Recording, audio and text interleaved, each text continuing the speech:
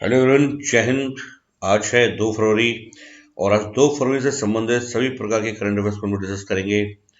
और इसी के साथ इस करंट अफेयर में आज हम लोग केंद्रीय बजट 2023-24 को भी डिस्कस करेंगे। यदि आप हमारे चैनल में नए हैं और अगर अभी तक आपने हमारे चैनल को सब्सक्राइब नहीं किया है तो प्लीज़ आप हमारे चैनल को सब्सक्राइब करें ताकि आपको डेली टॉप 10 करंट अफेयर्स मिलते रहें और आपकी पढ़ाई में वृद्धि होती रहे। तो चलिए फिर स्टार्ट करते हैं। केंद्रीय बजट 2023-24 के अनुसार नई कर व्यवस्था में निजी आयकर छूट की सीमा को 5 लाख रुपए से बढ़ाकर कितना कर दिया गया है। तो 1 फरवरी 2023 को वित्त मंत्री निर्मला सीतारमण के द्वारा संसद में केंद्रीय बजट 2023-24 को पेश किया गया।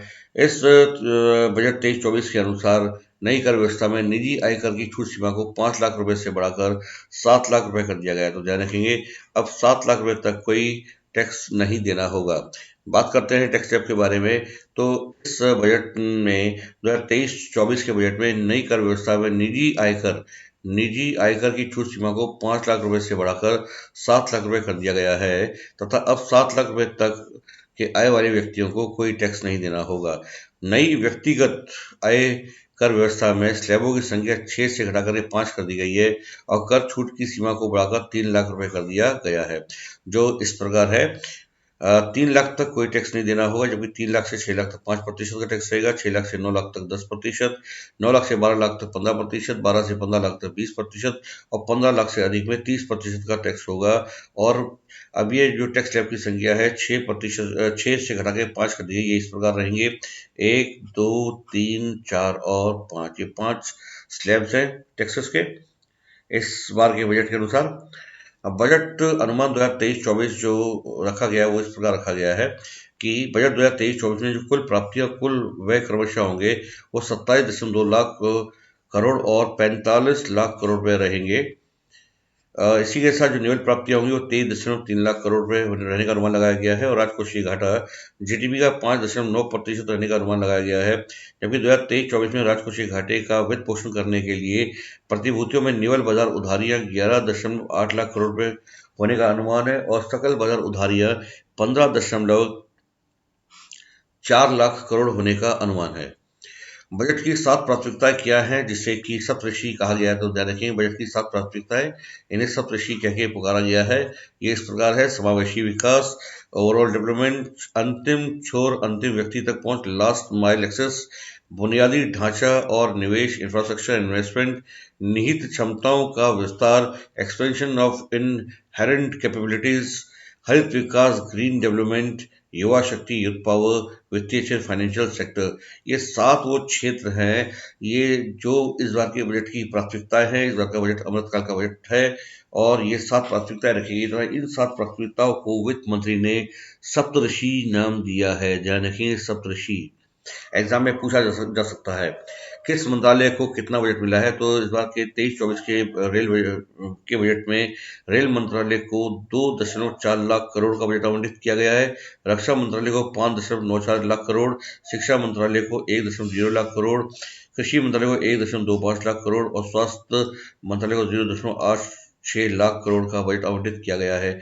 इस बार के बजट में रेल मंत्रालय के बजट में सर्वाधिक इजाफा किया गया है, जो 71% का इजाफा है की बढ़ोतरी है। वित्त मंत्री निर्मला सीतारमण द्वारा पेश किया गया बजट 2023-24 का कौन सा पेपरलेस बजट है। तो ये उनका तीसरा पेपरलेस बजट है। इस पहला पेपरलेस बजट उन्होंने 2021 में पेश किया था, उसके पश्चात 2022 में और अब 2023 में। तो इस बार का बजट भी पेपरलेस बजट था और ये कुल तीसरा पेपरलेस बजट है इस सरकार का। क्या देखेंगे, 2023-24 का जो बजट है वो वर्तमान सरकार का आखिरी पूर्णकालिक बजट है। वित्त मंत्री निर्मला सीतारमण ने वित्त वर्ष 2023-24 के बजट में साल 2030 तक कितने लाख टन हरित हाइड्रोजन उत्पादन का लक्ष्य रखा है। तो 5 लाख टन हरित हाइड्रोजन उत्पादन का लक्ष्य रखा गया है 2030 तक। वित्त वर्ष 2022-23 में राजकोषीय घाटा सकल घरेलू उत्पाद जीडीपी का कितना प्रतिशत रहने का अनुमान लगाया गया है। तो 6.4%।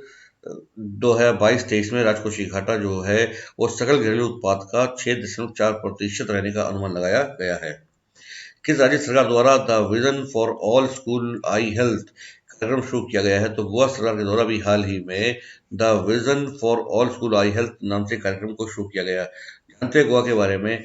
गोवा को पुर्तगाली नियंत्रण से 19 दिसंबर 1961 को मुक्ति दिलाई गई थी भारतीय सेना के द्वारा ऑपरेशन विजय चला करके। तो गोवा को 19 दिसंबर 1961 में भारतीय संघ में शामिल कर लिया गया, पुर्तगाली नियंत्रण से मुक्त कराकर। इसीलिए प्रतिवर्ष 19 दिसंबर को गोवा मुक्ति दिवस के रूप में भी मनाया जाता है। गोवा राज्य का गठन 3 मई 1987 को हुआ। इसके वर्तमान राज्यपाल भगत सिंह कोश्यारी है। ये वर्तमान में महाराष्ट्र के राज्यपाल है तथा इनके पास वर्तमान में गोवा का अतिरिक्त प्रभार है। गोवा के वर्तमान मुख्यमंत्री प्रमोद सावंत है।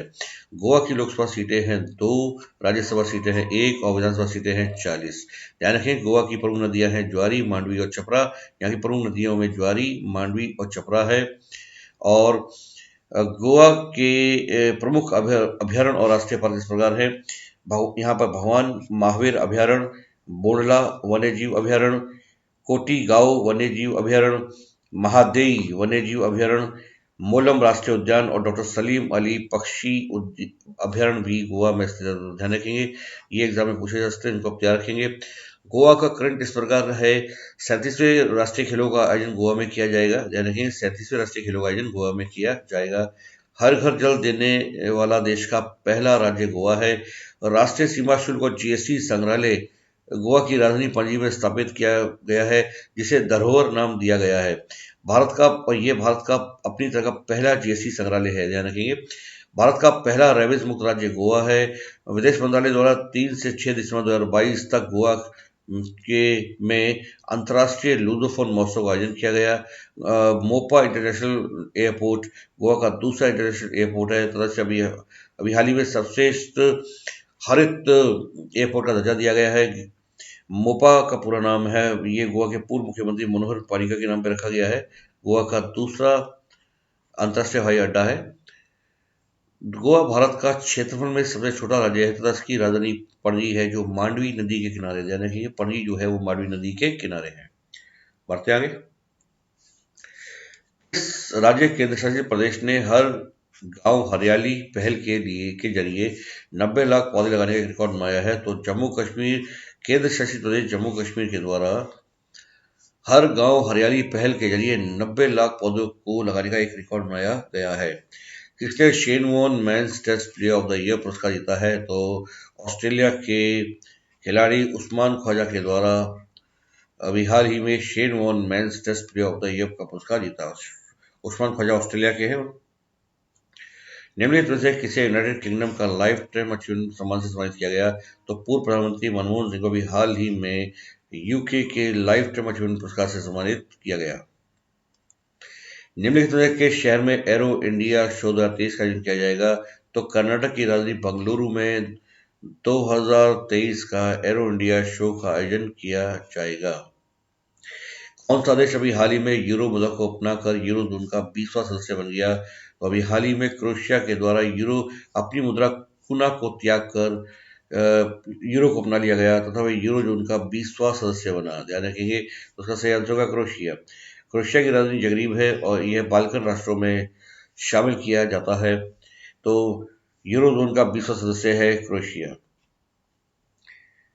तो उम्मीद करते हैं आपको हमारा वीडियो अच्छा लगा होगा। अगर आपको हमारा वीडियो अच्छा लगा हो तो हमारे वीडियो को ज़्यादा से ज़्यादा शेयर करें, लाइक करें और अगर अभी तक आपने हमारे चैनल को सब्सक्राइब नहीं किया तो प्लीज़ हमारे चैनल को सब्सक्राइब करें। मिलते हैं अगले वीडियो में। धन्यवाद। जय हिंद, जय भारत।